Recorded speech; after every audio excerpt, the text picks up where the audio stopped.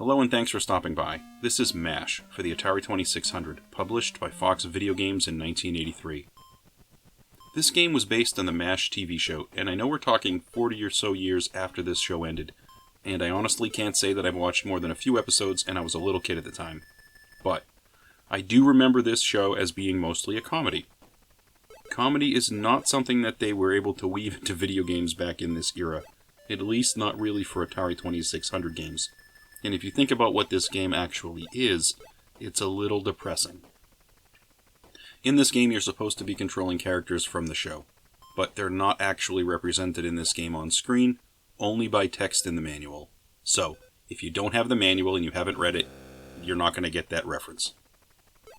The only real aspect from the show that's in this game that I've been able to observe is the opening theme music that plays when you first start a game. And even as far as that goes, I don't even know if that's 2 bars of the tune. I'm not even sure if that's enough of a requirement to have to pay for a copyright. I think the connection to the show only works if you are aware of the show, and you really use your imagination and are a fan. Still, if you do, this game is still kind of depressing, what you do in it. Branding aside, the game has a few things going for it in terms of gameplay. One of the things that usually bores me with an Atari 2600 game is a lack of variety. In this one, they basically have 2 separate games that are sort of connected to one another. The goal in the game overall is to get 999 points first, whether it's you versus an opponent or you versus the computer. In this game, you first have the rescue mode. In one-player mode, left player is player 1 and right player is the computer. There are difficulty levels. Difficulty A will be challenger mode, and it's considered the most difficult. The player starts with 0 points. If you go to difficulty B, the player starts with 99 points. If there's a computer player and you're on this setting, the computer player will get worse as the level progresses. For the right side, if you're playing 2 players, right difficulty, player starts with 0. Difficulty B, the right player starts with 99 points. Same basic thing. In the first game, you pilot a helicopter, and your task is to race against the computer or player 2 to collect injured soldiers on the battlefield. How depressing. The game mode ends when a certain number of soldiers are rescued. I believe it's 30 or 35. Overall, this is a pretty grim premise, but it works as a game. You have one screen, you have stationary trees, and you need to fly a helicopter from your base on the left, avoid the other copter, avoid the trees, and pick up people on the battlefield. At the same time, there's going to be a truck riding along the bottom of the screen. The truck is the enemy shooting upwards at you. If you get shot, you crash your helicopter, and all the soldiers you have in your copter are lost. So you fly out, and you grab up to 5 soldiers, and then you turn around, then you fly back and drop them off at your base. And you go back and forth. After you pick up 5 soldiers, you can't grab any more. You're forced to go back to unload. So you're kind of racing around trying to figure out how many soldiers do you pick up before you turn around and head back to the base. You want to maximize your carry capacity, you want to get points first, of course. You don't want to risk too much, but you also don't want to leave too much on the table. It's a balance game, I guess. After you hit the threshold for this particular game, it switches over, and it moves over to the surgery game. Another depressing concept. It's basically the game Operation. There's the outline of a patient on a table, and there are bits of shrapnel in the patient that you have to remove. This is signified by a dot that is in, you'll see a small maze that is somewhere in the patient. The job is you take your tool with the joystick and you touch the shrapnel, and then you have to carefully maneuver that through whatever the maze is to get the piece outside the body.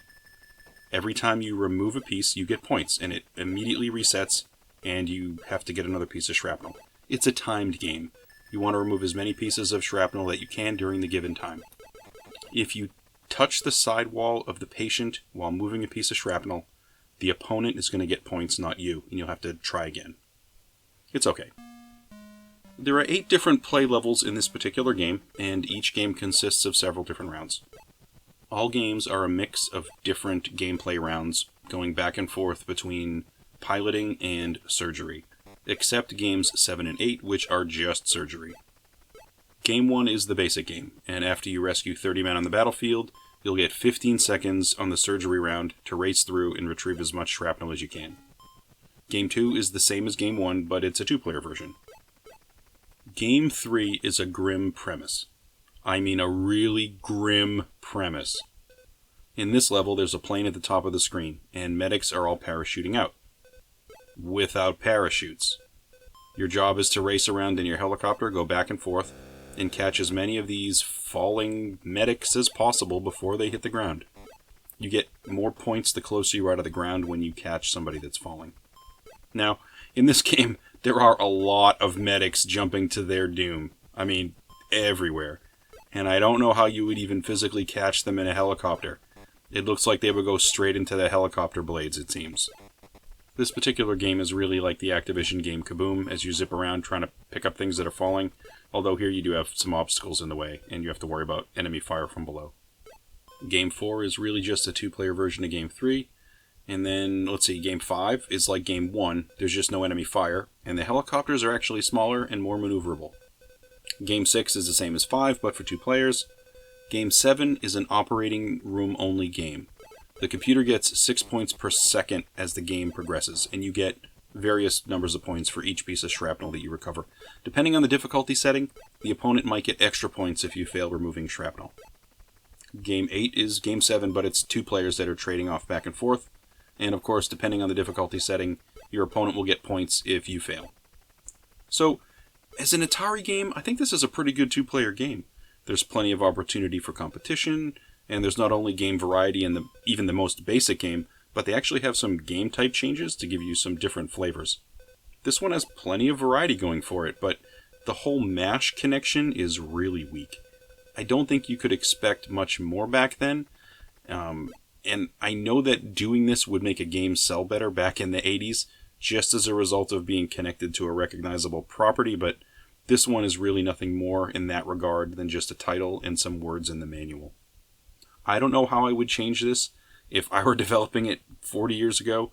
I can't say I have better advice on it, but it is what it is.